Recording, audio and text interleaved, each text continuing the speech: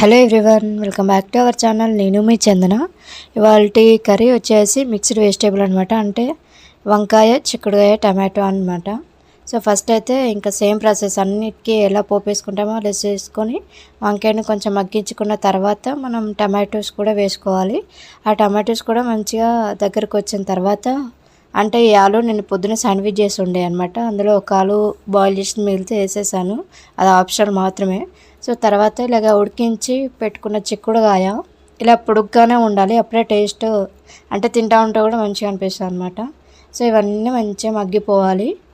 తర్వాత ఇది ప్రాసెస్ అంతా కూడా మూత పెట్టుకొని మగ్గించుకోవాలన్నమాట, అంటే ఎక్స్ట్రా వాటర్ యాడ్ చేయకుండా. సో అవన్నీ మంచిగా మగ్గిన తర్వాత మనకు తగినంత ఉప్పు, కారం వేసేసుకొని మంచిగా వెజిటేబుల్స్ అన్నిటికీ పట్టేలాగా కలిపేసుకొని మూత పెట్టుకొని మగ్గించుకోవాలి. అదంతా మంచిగా మగ్గిపోయిన తర్వాత కొంచెం ధనియాల పొడి, లాస్ట్లో కొంచెం కొత్తిమీర వేసేసుకుంటే ఇంకా మన కర్రీ రెడీ అయిపోయినట్టే అండి. యాక్చువల్గా ఈ కర్రీ వచ్చేసి మనం ఐలోన్లో కానీ కొమరుల్లో కానీ బోనాలు చేసేటప్పుడు వండుతారు కదా, అంటే పోపు ఏమీ వేయకుండా జస్ట్ ఆయిల్, వెజిటేబుల్స్ వేసి మగ్గిస్తారు అంతే, పసుపు వేసి.